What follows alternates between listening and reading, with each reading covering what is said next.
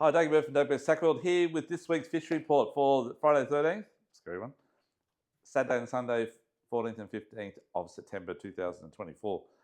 Okay, guys, here's the weather report first. And before we go any further, you'll notice it's quiet. Stewie's not here, but he is somewhere. He's out practicing for the Flathead Classic, taking off 10 days to enjoy his time trying to learn how to catch flathead before we up against him in the Flathead Classic. So, Stewie, you know what to do, mate. Practice hard. Remember what it's like to be flogged. Okay, now get back to the fish report. This week, okay, offshore. We went out yesterday with Stuart, believe it or not. We went out and mates Timmy, my son Jack, and Jake that works here as well. We were on a jigging expedition to chase kingies and amberjack at the 50s northeast, where we've been sending all you guys, and when last time we smashed it, and you guys have been too, who've been doing the jigging up on the 50 fathom reef with jigs. And mate, they were there. They were on the sounder everywhere. They just would not bite. It was a really switched off bite yesterday morning. For those who went out wide, you know what I'm talking about. It was rough. It was raining. It was a typical day for us to go fishing. So anyhow, we persisted, and the fishing come good around lunchtime. We got a lot of pearl perch on jigs, and as we talked about last week, and you'll see it on the videos that we're going to put out on YouTube a bit later, those guys actually smashed the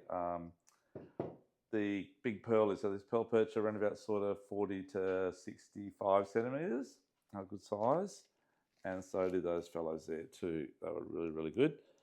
Some Japanese jigs and other jigs, really, really good. Around that sort of, we're only using like PE2 to PE4 in line, which is sort of like 35 to 70 pounds. And we're jigging hard with the kingies, but when we switch to the pearlies, we jig slow pitch, and they just jumped on. And we got up to about around 15 pearlies. Got nearly a bag when it was 5 of us on the boat. And we had to call it quits because we had a seminar on last night. We had to get back into work yesterday afternoon. But anyhow, we had a great time. There was a bit of current. It was around about 1.8 to 2 knots to the south. And the wind was from the east at about 15 to 17 knots at times. It did drop out in the afternoon, and those guys that stuck it out had a really good bite in the afternoon after we left. A lot of pearl perch, a lot of snapper. A couple of guys fished out deep in 500 metres, Shannon O'Malley, a couple of the boys, and they got some really good blue eye up to around 15 kilos or so. So the fishing's been really, really good when the bite time is on. Obviously, yesterday was a pretty low as a one fish bite time, which is not the best. But it was a really hot afternoon bite on the charts, and it come to reality in the afternoon. Now, the guys that fished in close in the morning had a really good early morning bite. There was a bite period in the morning early till about 7 a.m. By the time we got out to the deep water, it was already 7 a.m., so we missed it. But for the guys that fished in close, they did really well. They got some good snapper, some cobia, some longtail tuna, bluefin. And a lot of parrotfish and other fish as well, a lot of trag as well. So the fishing was quite good early, then it sort of dropped out after that, and it was a bit of a dull bite until the afternoon bite. So this weekend, though, it's probably going to be a good time to get your flatty gear ready and maybe concentrate on inshore fishing because the weather looks not that good offshore. So Friday, we've got a solid 30 knots of southerly coming in. It's actually blowing, it's 6:30, 7 p.m. here on a Thursday night, and that southerly just kicked in about 6 o'clock. It comes straight from southwest at about 8 knots to about 18 knots from the southeast, and it's only going to get stronger. So tomorrow, 30 knots of southerly. Saturday, 30 knots of southerly, maybe a bit stronger. And then Sunday morning's a bit of a wild one, a little wild card actually. So Bomb's saying it's going to drop back to 10 to 15 knots early morning, and it'll pick up again around lunchtime, and it'll pick up to about 30 knots by evening from the south again. So there's a little window. The swell will be up a little bit from that southerly the next couple of days. So just be careful. It'll be run out tide, as you know, on that tide this weekend. So you need to be careful of the bar or the seaway or wherever you're going across. But windy actually shows Sunday as being fantastic in the morning. So early morning through to about 1 o'clock, and doesn't get above sort of 8 or 9 knots. They're saying like 2 to 5 knots. So there is that window before the next big southerly comes in a few hours later. So it's going to go 30 knots Saturday evening, drop out, then 30 knots Sunday evening. So there's a little gap, okay? But be careful, swell, run out tide on that seaway, quite dangerous, okay? But if you do know what you're doing and you dig opportunity, look, definitely going to be snapper and close. So probably going to go too wide in case that subtly kicks in early. 36s might be about it. Definitely plenty of snapper out there and the good quality size. Otherwise, fish to 24s and fish north of the Diamond Reef and just south. And float line, pillies are great, live bait if you want to. And as I said before, snapper and definitely a long-tailed tuna and definitely some cobia, okay? If you want to fish in a bit closer, a small boat, but it may be, again, watch the seaway, especially at run out tide. But definitely you get good fish on the 18 fathoms as well. Now, if you don't get offshore during the week, Friday next week, actually Tuesday's a bit of window as well, folks. But Friday and Saturday looks really good at this stage. I actually took some screenshots of windy. They're showing it like 2 to 6 knots for both days, nearly all day on average. So that's pretty good weather. So next Saturday might be the go before we can get back out there in a bit of calm weather and have a crack. And the bite period is much better than it is now. Okay. During the week, the bite period is really good, especially Tuesday, Wednesday. The bite period is like about 70% most of the day. So it'll be hot bite fishing no matter where you are. But the trouble is the wind's going to be blowing 30 knots. So on Wednesday, Tuesday might be right though. Okay. So yeah, give that a crack. Otherwise, we'll go inshore now and do some inshore fishing because the wind's going to be bad this weekend, as I said.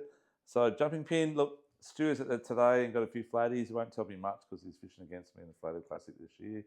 So he's been very secretive, but it doesn't matter. I've got plenty of experience. So I would be fishing along Kalinga Bank on the high tide this weekend, which will be in late afternoon. By Sunday morning, if the weather is nice, like they're saying, you'll just get the first run out if you get there right on the crack of daylight. But the flatties don't bite until the sun's up a little bit, folks. Unfortunately, that's the way it is. But definitely give the flatties a go along Kalinga Bank, along Tank Bank, and along Gold Bank on that high tide when the tide's up a bit on the top. As it drops out, fish the edge of the banks, head up towards probably Tippers Channel or west up towards Tiger Mullet Channel or around heading up towards Jacobs Well area. And just use plastics once the tide starts dropping. You can troll as well. Like trolling this time of year was one of my favourite things to do, especially on the flood, on the high tide up on the banks. I'm using little lures like these little samakis here. They're very, very good. We just got a heap of tango shads back in again. All sizes, all colours. Everything Wilson's got, we've pretty well got in that sort of thing there. They're very, very good. And the other lure we've been doing really well on, or I've been doing well on this year, and so have our customers as well, has been S Tackle in their little new colours range, like those fellows there, Shake, Rattle and Dance, I think they're called. These things do work really, really well. And trolling all those lures there around that sort of 3 to 8 foot of water at about 2 to 4 kilometres per hour on your GPS. Troll with the current, don't troll against the current. And just keep working your rod a little bit as you're going along. Give that a crack. If you go too fast, you'll need to probably just try and pull it in and out of gear if your motor's too big, okay? And work with the speed all the time and working your rod as well. Give that a go. Okay, the other thing that's been happening, as we spoke about earlier, is casting up on the shallow bank. So if you are going to go around that sort of Tank Bank, which is on the northern side of Crusoe, or around sort of Aldershots area, you can give it a crack there, up on some of those banks on the high tide as well, and definitely down around the Seaway area on high tide. Those fellas there casting us right up into those sand patches amongst all the weed or the rocks, whatever it may be, and just one little twitch and those big flatties would just be straight onto them, okay? So actually upside down, sorry about that, folks. Stu's got bigger hands than me. Anyhow, those three there, very, very good lures, okay, for trolling. For casting, sorry, up on the flats. And you work anywhere from 300 mil to about a metre, 1.2 metres deep with those sort of lures. The other thing to do, as I said, would be to try also around the lagoons on the end of South Stradbroke on both those two lagoons. Give that a crack as the tide's dropping in, and then high tide, and work them down a little bit as the tide drops. They come off the banks and drop into those sort of holes in the lagoons itself, and you work your plastics around the weed patches. Give that a go. Plenty of whiting there as well. If you want to fish for whiting, get some yabbies, also worms. Get the whiting and crack. There are tail around as well. They're still good size too. A lot of good size ones around. As bycatch when you're flatter fishing, they jump on your lures and they're up to 50 centimetres. You know, they're good size. It's going to be too windy to fish the beaches, that's for sure. And if you're going to go for crabs, look, it's starting to warm up. The water's around 21, 22 degrees. There's a few muddies starting to show up. There's definitely a few sandies starting to show up. Try Tipless Channel back around, also towards Jacob's Well for the muddies, and probably in the Pimpamar up around Diamond Head there, where the boat ramp is. From there up a bit further on that back straight. Give that a go. Bream, the bream always around Crusoe Island, definitely on the edge of the mud banks there. High tide again, fish real small sinkers, fish yabbies, fish mullet gut, fish strip bait, tailor fillets, whatever, and cast your line slightly up current and let it come down to a really small sinker as the tide slows right down. Don't leave big sinkers on a high tide. You only catch little bream. Catch big bream, very, very small sinker at high tide when it stops running. Okay, we will now venture to towards the Broadwater.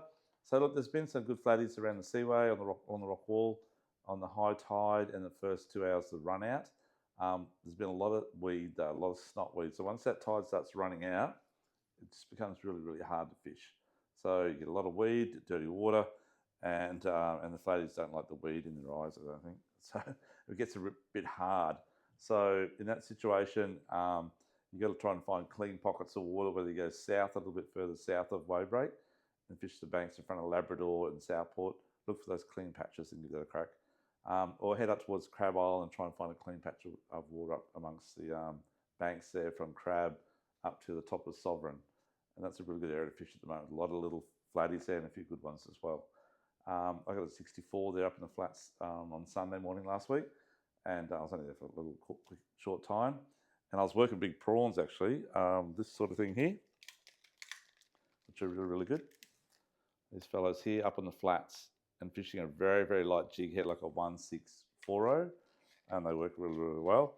Also do well on the flat shad, which is that type of thing there, but I take that hook out and put a jig hook in there. They work really, really well as well. Jig head, sorry. And I was casting a few vibes around as well. They work not too bad. Actually, sort of a flat shad there. That fellow there. These are actually a new hook design they got. So you can get the old school weedless type hook, or you can get a new jig head style coming out as well. And that fellow there is really good, the vibes in the Xerix.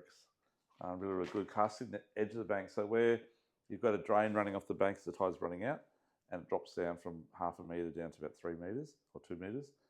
Cast up it on the edge and just hop it back and vibrate it down. 2 twitches up, drop it back down again. Keep in contact with the jig the whole time as it goes down. And yeah, you get some really good flatties. And the only trouble is, with the weeds around, you need to switch from that type of jig to a soft plastic because you just get too much weed on the trebles. Okay, give that a go.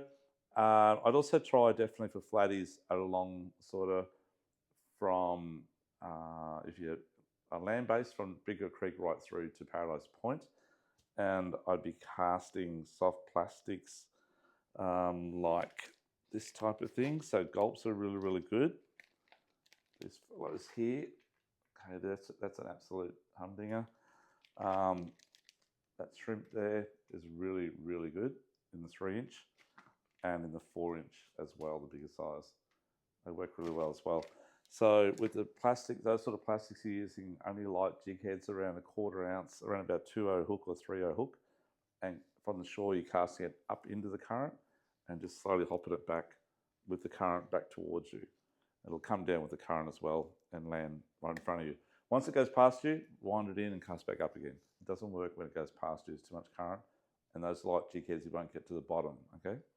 So give that a crack if you're land-based. And some good flatties caught there as well this past week. And also a good area to cast that sort of stuff is over along the boat, along from Kurrajee, South Kurrajee, all the way up to North Kurrajee, and now Browns Inlet as well. In that sort of area, and in every area, this is one of my go-to, I always say every week, the fish tail minnows in the S tackle are just an absolute just no brainer. And I'm running about on the little fellow, about a 2.0 in a 1.6, and on the bigger one here, 3.016. And they're really, really good. So that's 1/6 ounce, okay, in the jig head. Yeah, that's probably about it on the flatties in the Broadwater. There's been a few garfish around. Try around sort of southern end of Crab Island's been good on the edge of the bank there where there's a bit of weed. It'll be good tides this week coming up. So Tuesday morning, if the weather is good, it'll be really good. Sunday morning, probably not too bad to get the first to run out tide. Also good around in front of SeaWorld and also towards the front of Lotus Creek there in the main channel on the edge where the weed bed is. And fish prawns, fish very small float, and burley up with a bag of mashed up sort of bread and cooking oil or tuna oil, and the prawn shells that you've peeled to use for bait. So you use prawns, small prawns, cut about the size of a rice bubble on the end of a long shank size 10 hook, a little bit of split shot, and your float's positioned about 50 centimetres above your hook. Okay, and the sinker's about 10 centimetres above the hook, if that makes sense. And yeah, and just fish around your float. Put your burley bag onto a crab pot float and just leave it sit behind the back of the boat, maybe about 6 metres behind the boat, and cast towards that all the time. And that's where the garfish will be. If you want to catch whiting, if you're good whiting around the back of wave breaks, been still good. It's always good. The foreshores, yeah, Labrador. Also, if you're fishing from the shoreline for whiting, try down around Runaway Bay where the canals come out, great area, all the way down to Paradise Point, to Effron Island Bridge pretty well. East side, try around the Spit where Buns Bay is and it comes back around, or Marine Stadium they call it. Comes back around and you've got that little beach with rock wall lands that faces towards Labrador. Anywhere along there is quite good fishing, early morning, late afternoon with yabbies and worms for whiting. Give that a crack. The surf's going to be too big this weekend, so forget surf fishing, I dare say. Maybe Sunday morning. No, I keep saying Sunday morning because it does show a window of good weather for a few hours. So it might be worth a go, but I think the swell will be up a bit, so it might be a bit hard. Southern Gold Coast, look, it might be worth a crack down at the western end of Tallabudger and Crumban Creeks for flathead and whiting, of course, as well. Definitely use your plastics there. There's a few mangrove jacks starting to show it too, but only just a few. The water's still cool. The weather's warm, but the water's cool. Although this weekend it will be cool weather too, with that subtly change. And down Tweedway, look, they were getting plenty of tailor down Fingal Head and further south, Cabarita, but that wind's going to cruel it this weekend. So probably fish the Tweed River, I guess, for flatties and whiting again. That's going to be the go. A few crabs as well. Give that a crack. I've got some sand crabs again around Crab Island and down further north up towards Effron and Sovereign Island in the main channel on the edge. Overnight's best, okay? That's probably about it for the Broadwater. We'll head now to the dam. So as Stewie tells me and Marcus that works here, surface lures have been the go. With the southerly blowing this weekend, there's going to be a lot of insects on the surface. So I'll be using like little popping frogs or sort of frogs that sort of kick along a little bit, like this sort of little fellows. And they'll work on your bass and maybe a surface walker, something like that fellow there. A cicada, they're really, really good. First thing in the morning, get them walking on the surface and a caster runs to the edge of the bank and just start walking them, stop, walking it, stop. And the bass will just sit underneath it and just grab it as soon as you move it. And might be worth trying little fellas like that along the bank edges over the top of the weed. Little fellas like that type of thing there. They're really little spikes from Diver, great little lure, and they'll work well as well. Other than that, on the bass, look, it's been a little bit quiet because the weather's been a bit iffy, but definitely worth a go in the Hinds Dam. For those guys going to go north, the Mondrian's really firing at the moment, as is a Wonga. So if you want to go chase some Barra, I'd be definitely looking at the full moon in maybe this month, but definitely in October and November. So plan ahead. We've got all the gear here to tell you all about it, and we can teach you where to go as well, spots and stuff. Most of the staff who fish the dams there and caught a lot of Barra, so we sort of know what we're doing. And we have customers going out there regularly every couple of weeks this time of the year, and we can find out for them what's happening as well and what lures are working best to give you a good crack at it. Those guys heading up to the reef, again, same deal. If you're heading up, planning a trip up to 1770 or further north, up around sort of Early Beach, that area, we can help you out in that as well. Again, we fish a lot up there when we get the chance, and we also know what's happening from our customers go out there, weekly customers out there all the time, catching fish, so we can help out there as well. Anyhow, over the next week, please enjoy your fishing. Remember, there's a window, maybe Sunday morning. Be careful of the bar, though, on the Seaway. Very dangerous on the run-out tide. And also Tuesday, it looks like could be a window as well. And definitely Friday and Saturday at this time. Check windy weather and have a look and see for yourself what's going on. And also, don't forget to follow up the wave buoys before you go out fishing. Check the wave height and just be careful if you're going to go out on the run-out tide through any bar entrance. Be safe, be careful of whales. They are around, and enjoy your week. Thank you, Dougie Bird from Doug Bird Tackle World. Don't forget to follow us on our YouTube and Facebook pages, Instagram. Thank you, bye.